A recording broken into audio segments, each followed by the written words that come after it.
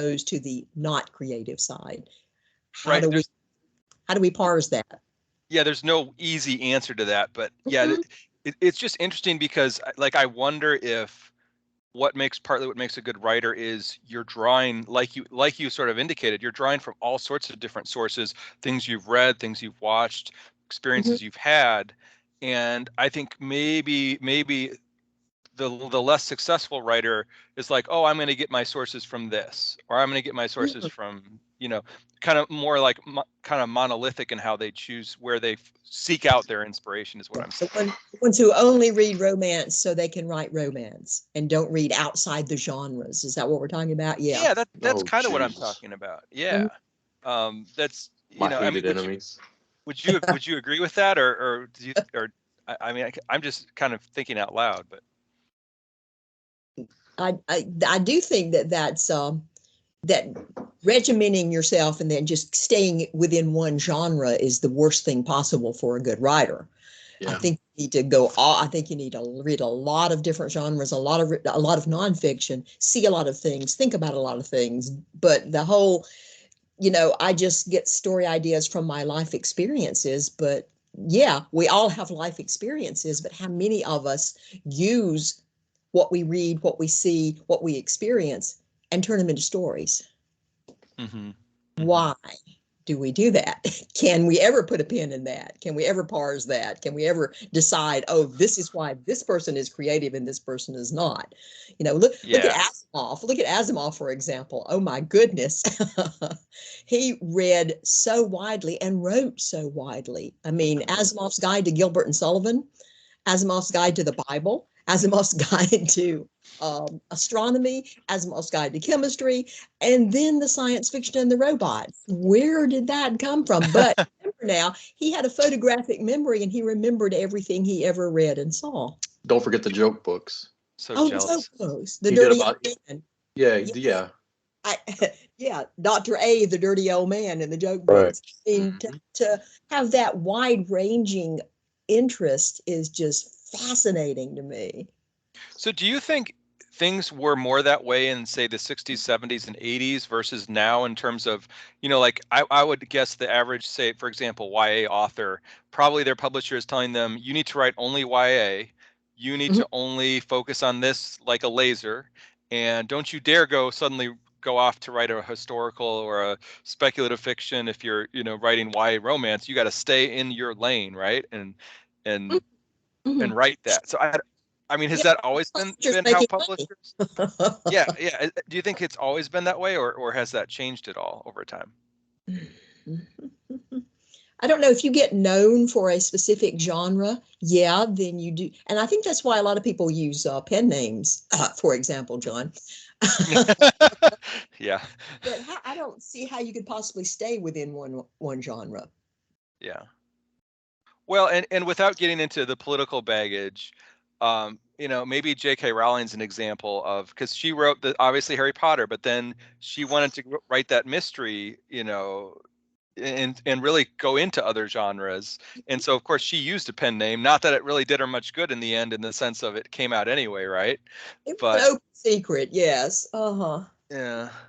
Pen names just don't work in the information age. They just don't work. Somebody can find out who you are. Yeah. They're done now just to compartmentalize the fiction. People on Vela are not even hiding it. They're like, yeah, come look at my hardcore erotica story, and but it's written under a pen name, but it's me, like that's not. That might have to be a whole nother video, I think, because we're already recording here, but like discussing pen names are the uses, their uses and limitations and stuff. But that's a great point. I'm going to make a little note of that, because that's something that's I've asked, and Gail knows I've asked about pen names many times, but never from a focus of, well, in today's information age and with today's technology and connectivity, how much do pen names really do for you? But so yeah, Louis, we were just kind of discussing about my question about where you get your ideas from, because I have a friend who if something really bizarre happens to him, like just the other day, something really bizarre happened to him. And he's like, this could have been really unpleasant, but even as this was happening to me, I was thinking, okay, I can use this for a story. And so he was doing his laundry at the local laundromat, and this weird guy came up to him and struck up a conversation with him. And he said, like, I normally would have like wanted to get away from this guy, but this guy was so weird that I was like, you know what, I'm going to use this maybe for a character in one of my stories. And so that just got me thinking about the unpleasant or bizarre things that happen to us and how we repurpose them into our stories, or can potentially. So anyway, that's just kind of the background on why this popped into my head. And then Gail had a great response about, really the fact, like we it's definitely not a science, so we can't really it's in a way it's an unanswerable question, right? But I'm kind of curious. So Louis, where would you say you get your ideas from? Obviously, I know you're well read, so a lot of it would come from that. But are there any I don't know, anything that would surprise people or your readers, you think, about where you get your ideas? Everything. See, that's to me, everything is grist for the mill. If we have an interesting conversation here, part of it may wind up in a story. Mm-hmm. If I go to the grocery store and, lady with a big butt like runs in front of me while I'm trying to get to the potatoes and blocks me for like 5 minutes, and she doesn't know what she's looking for, right? Then if I sit there and just steam about it, then there's going to be like a character with a large posterior in my next book getting eaten by a dragon or whatever. So, yeah, but again, coming from that, partially from the D&D background, that was what we did every week, was sit around and murder, people in our lives we don't like. I would have a character that reminded one of my players of like his boss at work or whatever. Like he would fireball that guy or something. I mean, it's like that. But everything does. And I don't do that thing where people say, be careful what you say around me because it could wind up in a story. Oh, yeah. Because I don't want to give them a heads up. It's anything, anywhere. And I mind personal experiences all the time. Writing is a form of therapy for me. So if I have if I have a trauma from whenever I was a little kid, I write about it. I had a story. I was an only child, but then my mother remarried, and I had a stepbrother for a short while, and he was about 5 years older than I was, and so all of a sudden I got the experience of being the little brother, and how difficult that is as a child, and getting called homosexual slurs all the time, and getting punched and stuff like that. It was an eye-opening experience. So what you're trying to say is you and your stepbrother have a great relationship, basically, right? Yeah. Well, actually, we really did, but there would be these moments where we would get into conflict, and yeah, sure. Next thing I know, I'm like on my back, getting thrown across like the hood of a car or whatever, because Yeah, but I mean, it's and of course there was the 1980s, so like the parents were all like, "You boys work that out," And yeah, today that would have your brother charged and booked at the local. Right. Yeah. It's like, God, he just go running inside. Mom, Alan crucified me and set me on fire. Well, what did you do? So only child. And I'm the oldest of three. It's interesting that, of course, birth order has a lot to do with things. I have been told that I am dominating, really, but no, you are a shrinking violet. I know. I'm so immature. Yeah. But again, I can see how it makes a difference. You're the expectations of everybody around you. Well, you're the oldest. You should be able to do this. You should be able to do that. And I retreated from that for a while in my teens, and I had a rough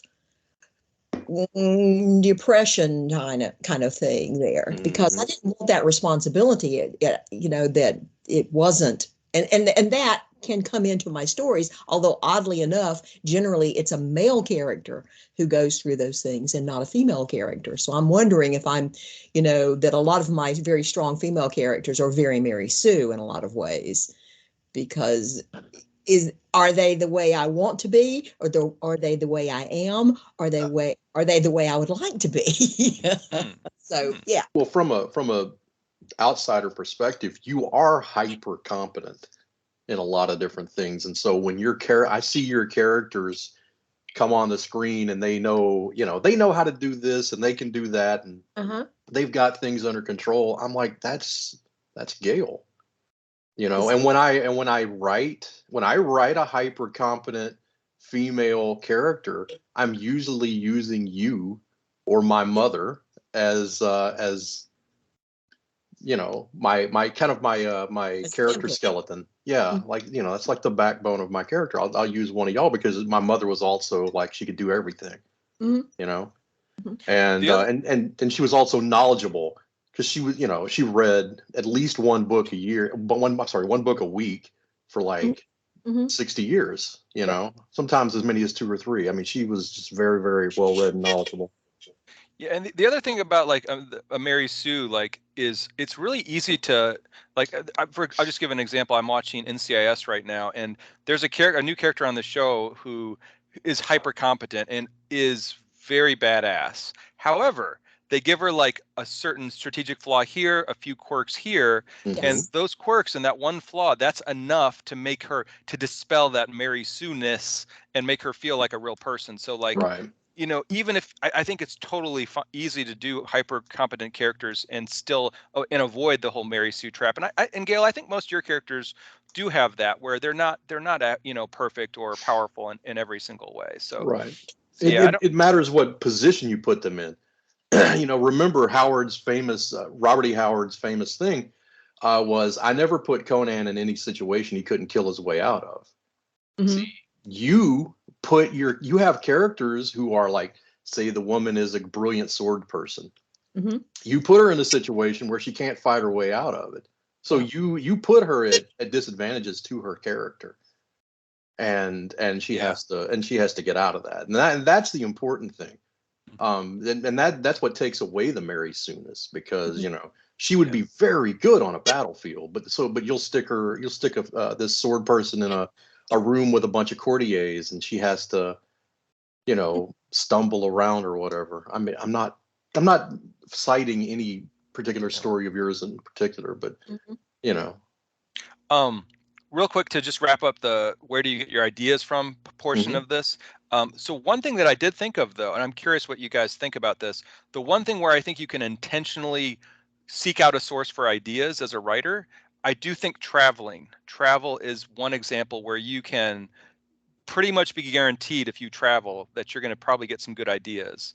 And like, just as an example, like, I know for writing some of my paranormal and fantasy, having visited a variety of different castles has definitely helped, fuel that for me. Like, there are certain things that like you just know are going to probably be helpful. I guess is what I'm saying. It comes down to how much can you take from the situation? Yeah, going to different places, of course, excites that part of your brain. But but a good writer who is taking note of everything, they're taking notes all the time. They never go on vacation, and they're always absorbing.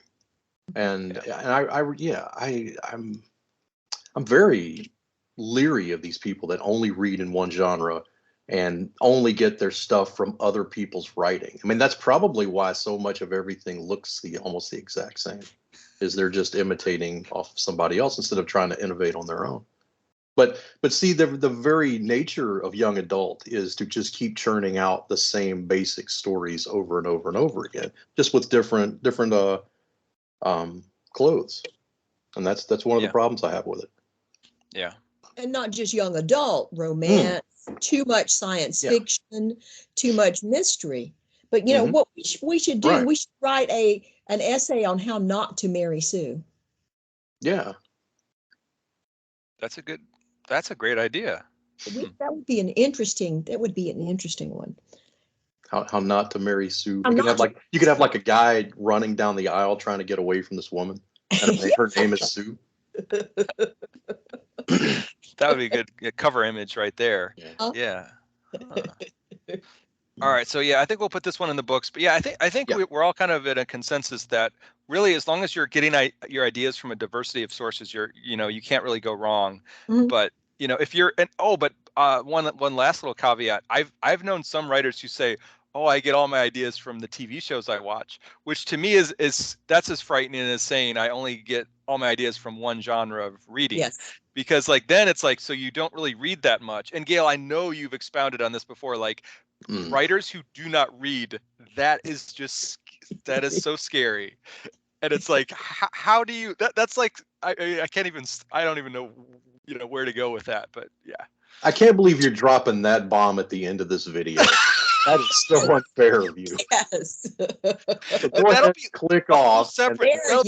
That'll be a whole separate video. Okay. All right. We'll stop it here.